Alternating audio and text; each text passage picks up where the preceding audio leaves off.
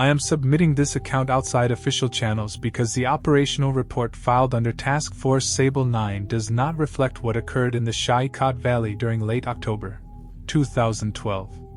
The official version states that our unit conducted a targeted clearance mission against a suspected insurgent logistics cell operating out of abandoned cave networks near the eastern ridgelines.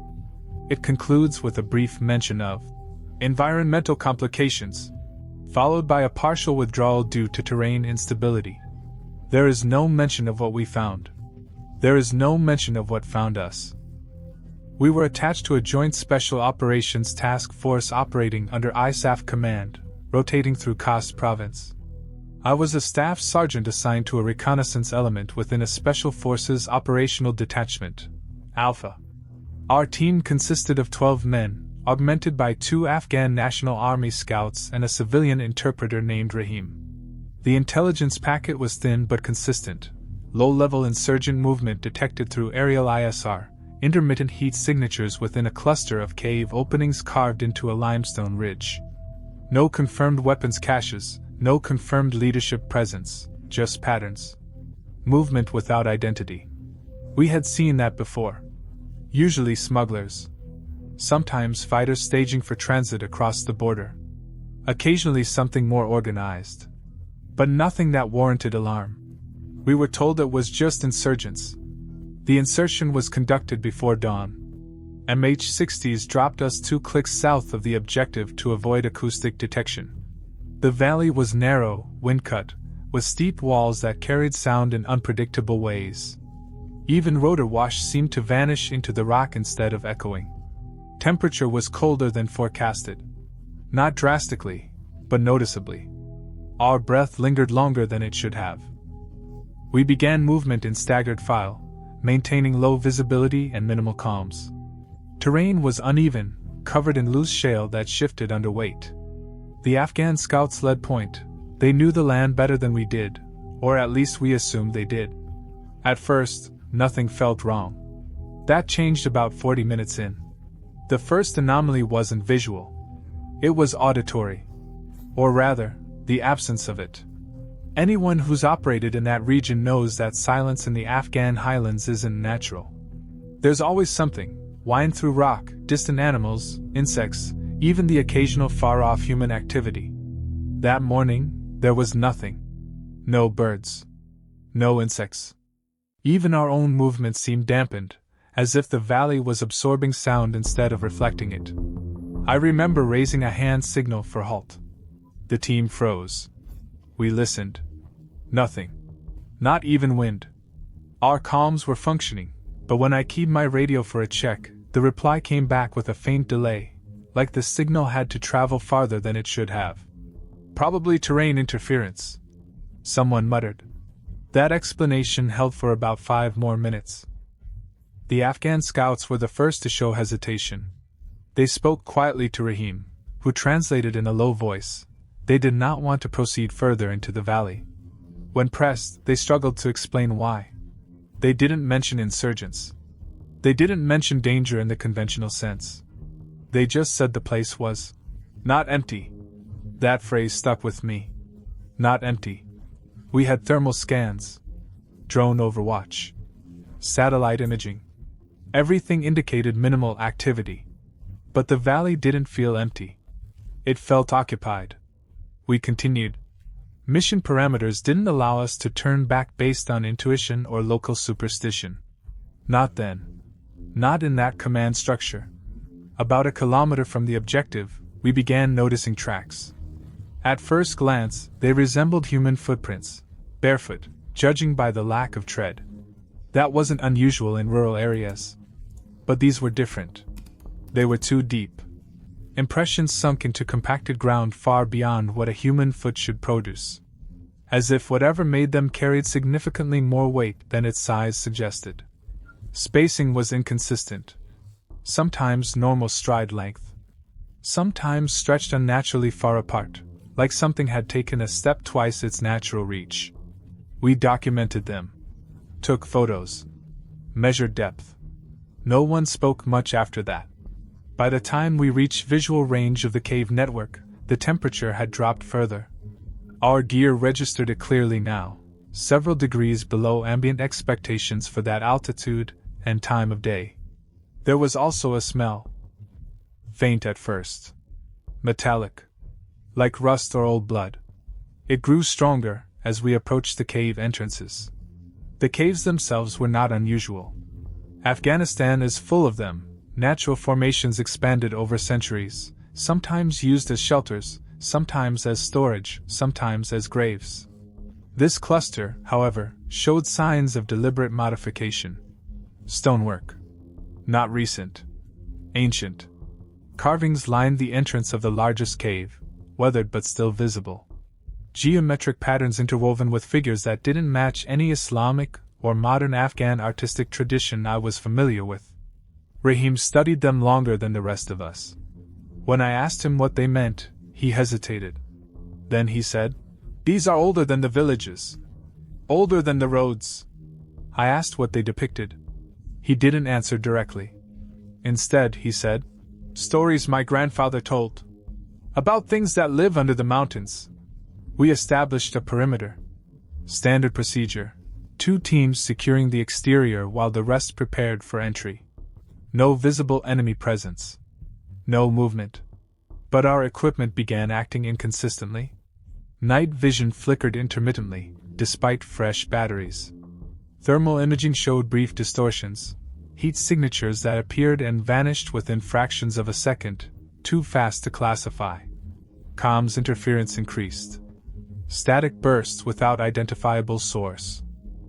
One of our guys, a communications specialist, ran diagnostics twice. Everything came back nominal. But the interference persisted. We entered the cave at 9:40. The interior was deeper than expected.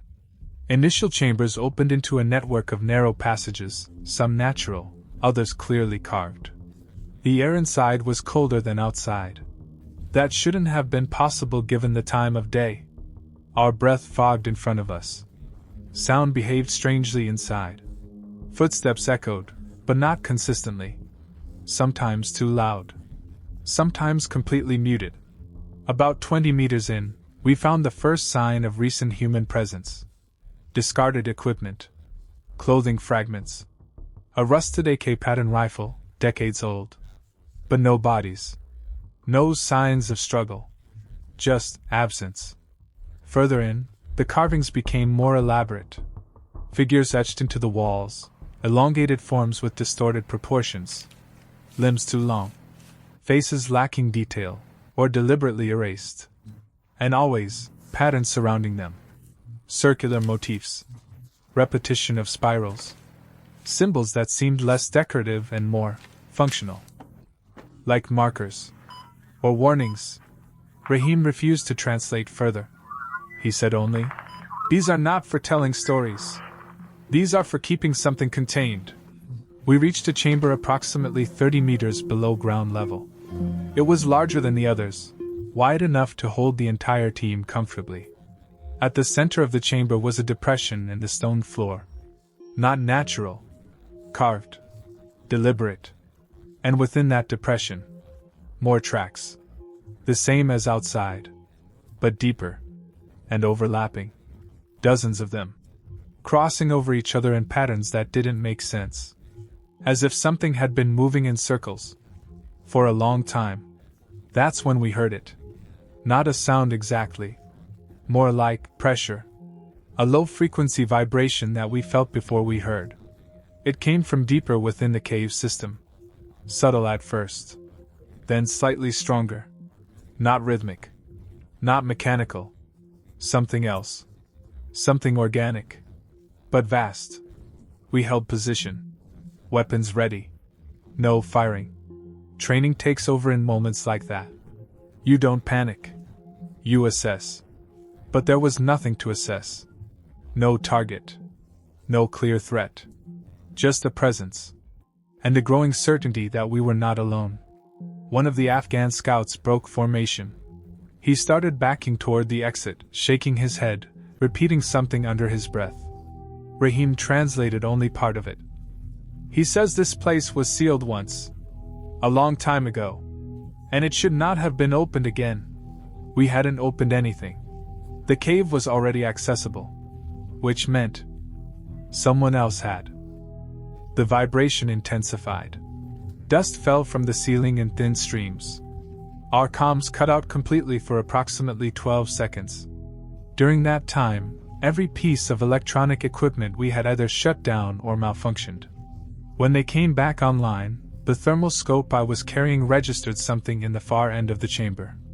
A shape. Large. But indistinct. Not a clear heat signature. More like an absence of temperature. A void where there should have been something. We didn't fire. There was no command to engage. Because there was nothing we could define as a target. The shape shifted. Not moving in a way that suggested locomotion. More like repositioning. As if space itself adjusted around it. One of our team members raised his weapon anyway. Not out of panic. Out of instinct. Before he could fire, his laser sight flickered and died. Simultaneously, the vibration stopped. Completely. Total silence. Then, a sound. Close. Behind us. We turned as one. Nothing visible. But the tracks in the dust. Fresh. Forming. Right there. As if something invisible was stepping into existence. Each imprint appearing one after another, compressing the ground under weight we couldn't see. Moving toward us. Slow. Deliberate. Hold, I said. My voice sounded wrong. Muffled. Distant. Like I was hearing it from outside myself. The tracks stopped about 5 meters away. No further movement. No visible form. Just presence. Close enough to feel. Cold. Not environmental cold. Something else. Something that didn't belong to air or temperature. Rahim whispered something I couldn't fully understand. The only word I caught clearly was Zamindawar. Later, I tried to research it. Closest references tied it to ancient pre-Islamic folklore, entities said to dwell beneath the earth, older than recorded history, either spirits nor animals, but something in between. Guardians. Or prisoners. Depending on who told the story. We began a controlled withdrawal. No sudden movements. No running. Standard tactical retreat. The tracks did not follow. At least, not visibly. But the feeling of being observed intensified as we moved back through the tunnels. At one point, I was certain something was moving parallel to us within the walls. Not behind. Not ahead. Inside the rock itself. We exited the cave at 1017 hours. Daylight should have felt normal. It didn't. The valley was still silent. Still empty. But now it felt aware. We regrouped at the perimeter. Head count confirmed all personnel present. No injuries. No direct contact. No enemy engagement. By all official definitions, the mission was uneventful. As we began exfiltration, one of the Afghan scouts pointed toward the ridgeline above the caves. We followed his line of sight. For a brief moment, I saw something. A distortion? Like heat haze. But colder. Shaped, loosely, like a vertical form. Watching. Then gone. We returned to base without incident. Debrief was conducted within 6 hours. Our report included unusual environmental conditions, equipment interference, unidentified tracks, possible geological anomalies, all references to presence, movement without visible source. Thermal voids were either omitted or reclassified under sensor error. 2 weeks later, the area was declared unstable due to natural seismic activity. Access was restricted. No further missions were conducted in that sector. Satellite coverage was reduced. Eventually, the location disappeared from our operational maps entirely. I asked Rahim about Zamindawar one last time before he rotated out. He told me something I haven't been able to forget. He said, "People think these mountains are empty because nothing lives on them. But that is not true." I asked him what he meant. He said, Some things do not live on the land. He paused. Then added, they live in it. And they remember when it was theirs. Officially, we were told it was just insurgents. That explanation holds on paper. It satisfies procedure. It closes reports. But it does not explain the tracks, or the silence, or the way the air felt when we stood in that chamber.